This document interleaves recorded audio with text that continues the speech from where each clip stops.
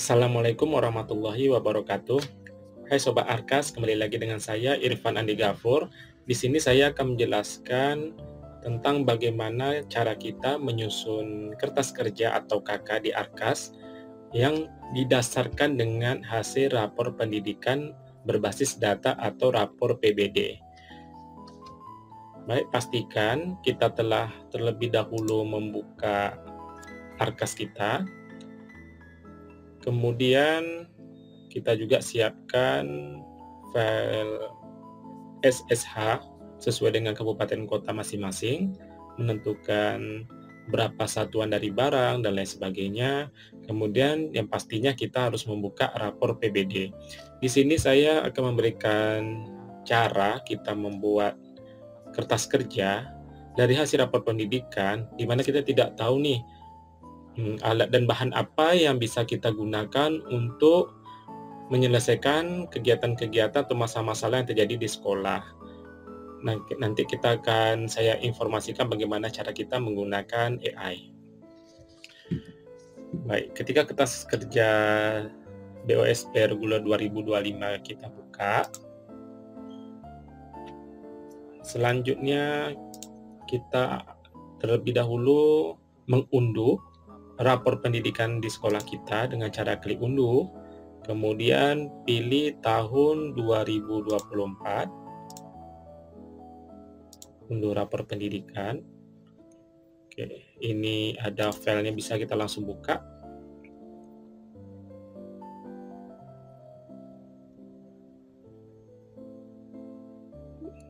Berikut tampilan dari rapor PBD, salah satu contohnya di UPT SMP Negeri 8 Tambang.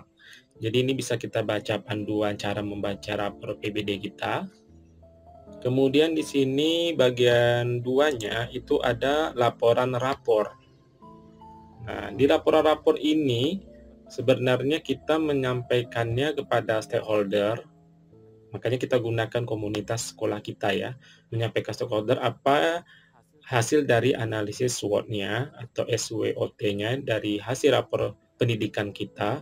Ini yang kita diskusikan bersama baik dengan komite, guru, TND, dan warga sekolah. Seperti itu. Oke, laporan rapor ini juga berpengaruh dengan Arkas kita ternyata. Berpengaruh. Jadi ternyata di sekolah saya ini anggaran BOS kurang efektif, dinyatakan kurang efektif. Jadi nanti saya tampilkan di sini. Jadi caranya dengan cara klik find atau Ctrl F, kita buat kata kuncinya itu BOS, BOS, kita klik next. Nah, baru muncul aja sudah sedang kategori sekolah saya gitu. Jadi kalau dilihat di sini, proporsi pemanfaatan sumber daya sekolah untuk peningkatan mutu. Jadi ini presentasi dari pembelanjaan sekolah ya, mutu pendidikan di sekolah. Itu kategorinya itu sedang. Oke. Yang kedua, yang E2.1, proporsi pembelajaran peningkatan mutu guru dan tenaga kependidikan ini kurang ternyata. Berarti kan berpengaruh. Jadi kurangnya di sini kenapa ya? Padahal saya tahun lalu telah menyusun RKT, tapi kenapa ya di sini dinyatakan kurang? Ternyata sekarang ini rapor PWD ini terintegrasi dengan Arkas. Maka dari itu Arkas kita harus kita perbaiki. Jadi ternyata di sini peningkatan mutu guru dan tendik itu kurang maksimal dalam penganggaran BOS. Nah, walaupun di sini kategorinya naik ya 2,95 tapi kurang. Kemudian yang berikutnya kalau kita lihat yang dari E21 sampai sini E3132. Oke, sampai sini sampai E32. Oke, kemudian kategori pemanfaatan TIK. Nah, ini dia. Kategorinya itu sedang. Rata-rata proporsi pembelanjaan sekolah melalui platform Siplah. Nah, dan indeks ketepatan waktu dan kelepatan laporan dana BOS pada setiap tahapan melalui platform. Nah, ini kategori secara daring ini cukup. Kita lihat ternyata memang sumber dayanya itu dari Siplah dan Arkas. Dan yang paling menyedihkannya itu yang bagian terakhirnya ini kurang. Kalau kita lihat di sini, proporsi pembelanjaan dana BOS secara daring atau melalui platform Siplah dibagi total belanja sekolah dalam 1 tahun anggaran BOS. Kategorinya itu rendah, turun 0,96, turun. Jadi ternyata berpengaruh. Maka dari itu kalau ada sekolah yang bertanya apakah wajib Siplah dan lain sebagainya, ternyata memang berpengaruh kita melakukan pembelanjaan Siplah terhadap rapor pendidikan di sekolah kita. Maka dari itu, untuk menyusun KK kita di tahun 2025 ini, saran saya kita merujuk pada hasil rapor PBD. Jadi di sini kalau kita lihat ada 3 kata kuncinya. Dari sumber dayanya oke. Kemudian yang jadi masalahnya itu pada peningkatan GTK, kemudian juga pembelanjaan Siplah. Ini masih kategorinya itu sedang dan kurang. Maka dari itu sekarang kita bagaimana memperbaikinya, ya kita susun RKT dan RKS kita dengan baik sesuai dengan rapor PBD. Jika kita lihat rekomendasi keseluruhan, nah ini rekomendasi keseluruhan ini bisa kita masukkan seluruhnya ke dalam RKT kita atau bagian yang diprioritaskan saja. Kalau dana anggaran di sekolah kita itu besar, maka akan lebih baik kita memasukkan rekomendasi keseluruhan. Namun kalau dana anggaran sekolah kita itu tidak mencukupi atau kategorinya masih kecil, maka kita gunakan rekom prioritas. Karena rekom prioritas ini kan hasil rapor kita yang mengalami penurunan atau tidak, atau baik itu penurunan di tahun kemarin atau tidak tercapainya atau tidak berhasilnya pencapaian dari sekolah tersebut. Jadi di sini ada berbagai macam hasil dari identifikasi akar masalahnya, bisa kita lihat. Kalau kita klik di berikutnya itu ada lembar kerja RKT. Nah, lembar kerja RKT ini yang harus kita susun dalam rencana kegiatan 1 tahun. Jadi di sini kita bisa lihat bagaimana di sini kolom yang disediakan cuma 4, apakah harus 4? Tidak. Jadi kita tambahkan secara manual. Jadi cara menambahkan manualnya setelah baris 1 ini 2 dan 3 kita klik insert. Ya kita buat banyak-banyak nggak masalah, nanti tinggal kita hapus saja mana kolom yang tidak digunakan. Kemudian untuk nomor 1-nya boleh kita buat secara manual. Kita tarik sampai ke bawah di sini. Oke, 19. Nah, identifikasi. Jadi untuk mengambil indikator ya bagi identifikasi ini kita buka yang rekomendasi prioritas. Boleh. Ini contohnya yang saya contohkan ini apabila anggaran sekolah itu tidak mencukupi ya. Jadi kita ambil rekomendasi prioritas, kita copy bagian kolom identifikasi, kita copy sampai ke bawah. Ini sampai ke iklim kebinekaan. Kita copy, kemudian kita paste di lembar RKT-nya. Kemudian akar masalah. Untuk akar masalah juga kita copy dari rekomendasi prioritas. Saya ambil di level 2 karena level 2 ini lebih sub indikator masalahnya. Oke, kita klik, kita copy sampai ke bawah. Kita pastekan di lembar kerja RKT-nya bagian akar masalah. Kemudian kegiatan benahi. Untuk kegiatan benahi juga kita ambil dari rekom prioritas di sini. Rekom prioritas ini kita copy semua. Kemudian kita paste lagi. Dan selanjutnya penjelasan implementasi kegiatan. Ini kita ambil juga dari rekom prioritas, ambil bagian kegiatan ARKAS. Ini kita copy sampai ke bawah. Kita paste di bagian sini. Untuk memperbaiki baris, kita bisa Ctrl A atau kita klik di pojok kiri atas sebelah A ini. Kemudian kita klik 2 kali pada pada barisnya.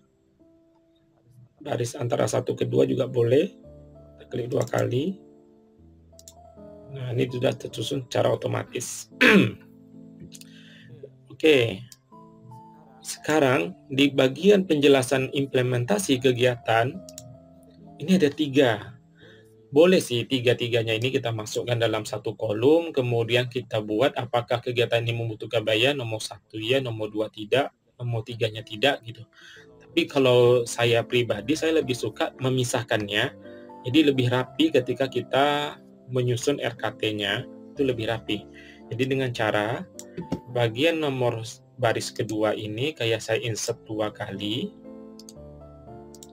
Kemudian ini bagian identifikasi ini dari A2 ini saya copy sampai penjelasan implementasi ini saya copy, kemudian saya paste ke 2 baris setelahnya.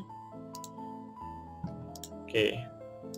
Jadi ini ya, saya kasih warna kuning lah biar tidak pusing. Oke. Jadi sekarang ini saya tinggal menghapus penjelasan implementasi kegiatannya. Oke. Kalau seandainya dari awal tadi seperti ini boleh, tapi kalau mau cepat, kita copy saja di penjelasan kegiatan ini. Dengan cara ini kita hapus. Kemudian yang strip-strip di awal ini kita hapus seluruhnya, supaya tidak mengganggu ketika kita memindahkan ke baris berikutnya. Ini kita copy, kita cut bagian poin 2 dan 3. Kemudian yang di sini kita pastekan. Ini kita ambil bagian yang ketiganya, poin ketiganya. Kemudian kita paste di sini. Oke. Jadi 3 penjelasan implementasi kegiatan yang kita buat. Yang pertama itu peningkatan kompetensi guru memperkuat numerasi. Yang kedua itu pengembangan kegiatan literasi dan numerasi. Dan yang ketiga itu peningkatan guru untuk pembelajaran berorientasi pada peserta didik. Jadi kalau kita lihat kegiatan dibenahi ini kan kompetensi GTK, kemampuan numerasi domain bilangan. Nah, di sini ada 3. Sekarang jadi persoalannya apakah membutuhkan biaya atau tidak. Nah, ini boleh kita buat dulu menurut kita ya tidaknya. Ya pastinya ini hasil diskusi kita ya dengan kepala sekolah, bendahara, guru, dan lain sebagainya. Contohnya nanti di sini ya, umpamanya penunjang berikutnya tentang literasi dan numerasi boleh ya juga. Nah, kemudian di sini mungkin contohnya di sini tidak, di sini iya. Jadi kalau ini kan hanya menurut kita, nanti bisa kita dapat informasi selanjutnya itu dari AI. Kemudian pada bagian lembar kerja Arkas, nah ini contohnya saya tidak selesaikan sampai habis ya. Jadi ini salah satu sampelnya untuk satu kegiatan yang kita perbaiki. Kemudian untuk lembar kerja Arkas berikutnya juga kita tambahkan. Di sini kita tambahkan barisnya. Kita buat angkanya manual juga. Selanjutnya kegiatan benahi dan penjelasan implementasi kegiatan. Ini kita copy dari lembar kerja RKT. Jadi ini kegiatan benahi dan penjelasan implementasi ini kita copy. Kemudian kita pastekan di bagian lembar kerja Arkas. Di sini kita paste. Ctrl A, kita perbaiki barisnya otomatis. Sekarang kegiatan Arkas. Nah, kegiatan Arkas di sini, kalau saya itu biasa saya ambil kegiatannya dari Arkas, dari aplikasi gitu. Tidak menurut saya, umpamanya peningkatan numerasi, menurut saya dengan cara guru mata pelajaran seperti bla bla tidak. Jadi bisa saya ambil dari kegiatan Arkas. Jadi contohnya yang untuk nomor 1 peningkatan kompetensi guru untuk memperkuat numerasi. Saya buka aplikasi Arkas saya, kemudian pada bagian Arkas ini ada perbarui data kegiatan, ini kita klik.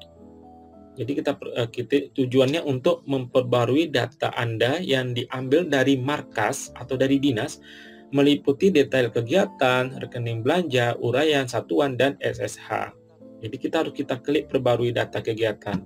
Mana tahu nanti ada kegiatan atau kode kegiatan yang baru dan ada yang dihapuskan. Jadi kita klik perbarui data kegiatan. Data kegiatan selesai diperbarui. Nah, selanjutnya tambah kegiatan. Apakah nanti disimpan? Tidak. Ini kan kita untuk mencari kegiatannya saja. Jadi sekarang ini jadi topik permasalahan dari rapor PBD kita itu peningkatan kompetensi guru, untuk memperkuat numerasi. Jadi kita cari kata kuncinya numerasi. Sorry, hurufnya kapital ya. Jadi sini ada peningkatan kompetensi guru memperkuat numerasi. Nah, ini yang kita ambil. Ini yang kita copy, boleh mau masukin kodenya juga boleh ya. Tapi kalau saya biasanya nama kegiatannya saja. Saya pastikan di sini. Kemudian uraian kegiatan ARKAS. Nah, ini yang jadi beberapa sekolah jadi masalah. Ketika bertanya uraian kegiatan, ini peningkatan kompetensi guru memperkuat numerasi. Kira-kira kegiatannya seperti apa? Kemudian apa yang dibutuhkan yang bisa kita tarik dari anggaran BOS. Nah, kalau dicontohkan ada honorium narasumber. Kemudian kalau sudah kita rapatkan dengan stakeholder, kita tidak dapat ide, baru kita gunakan AI. Jadi di sini saya contohkan, AI yang bisa kita gunakan itu, kita banding ya. Kita banding itu ada 3. Yang pertama itu ChatGPT. Kemudian yang keduanya itu kita bisa menggunakan Gemini. Yang ketiganya itu kita gunakan dari PMM, Aru.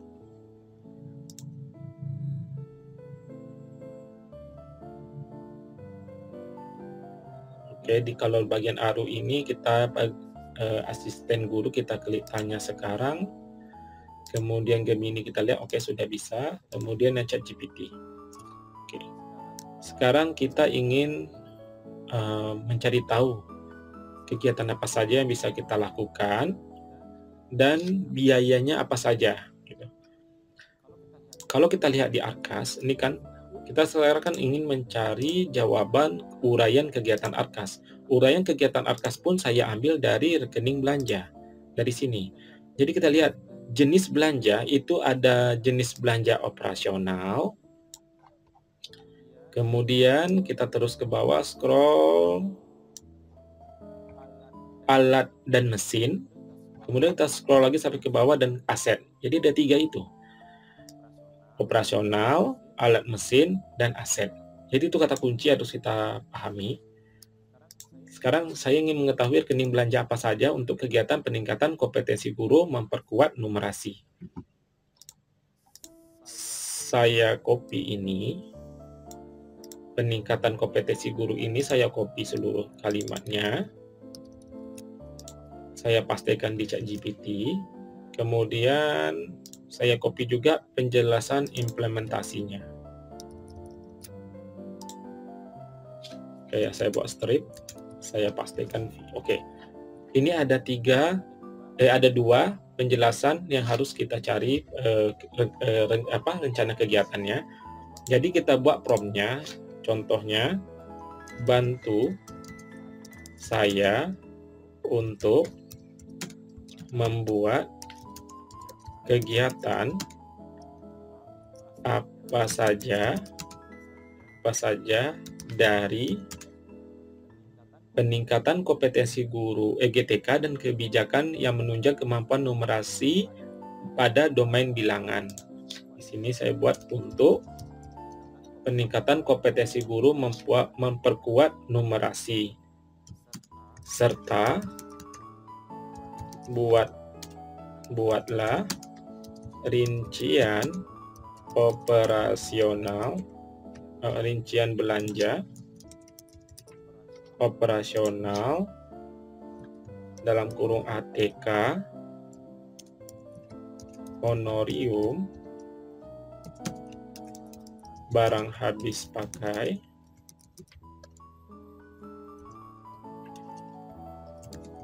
modal, aset, dan mesin. Jadi ini prompt-nya saya buat, versi saya. Mungkin kawan-kawan sekalian mungkin bisa membuat prompt-nya sendiri ya. Semakin bagus prompt kita ya semakin rinci penjelasannya. Jadi ini saya copy dulu supaya takut nanti hilang. Oke, kita klik enter. Nah, ini akan muncul berikut adalah rincian kegiatan yang dapat dilakukan dalam rangka peningkatan kompetensi guru dan tenaga kependidikan atau GTK. Di sini dijelaskan kegiatannya seperti peningkatan GTK dalam numerasi workshop judulnya, nih, domain bilangan, kegiatannya apa-apa saja. Kemudian ada juga pendampingan mentoring, membuat video. Nah, ini rincian belanjanya. Dibuatkan rincian belanja alat ATK, buku catatan, pulpen, pensil penghapus, spidol, kertas fotokopi. Ini total ATK. Ini prediksi ChatGPT. Jangan kita masukkan dalam Arkas kita. Oh, berarti saya beli buku catatan 25.000. Tidak, kita tetap merujuk pada SSH kabupaten kota daerah masing-masing. Ada juga honorium barang habis pakai, modal aset. Nah, rincian dibuatkan total secara keseluruhan. Ini versi ChatGPT. Sekarang kita minta tolong dengan Gemini. Kita pastikan di sini. Kita lihat apakah ada ide baru dari Gemini gitu.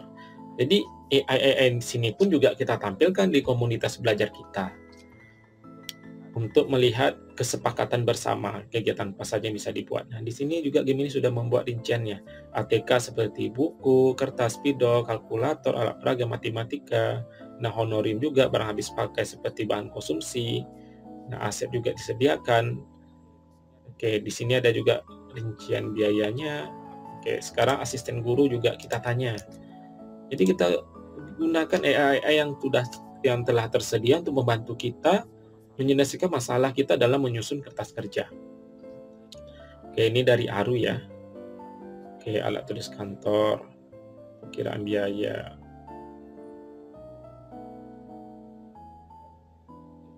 Oke. Nah, di sini kalau Aru ini secara keseluruhan perkiraan biaya total, kemudian kertas, pensil, spidol, dan lain sebagainya.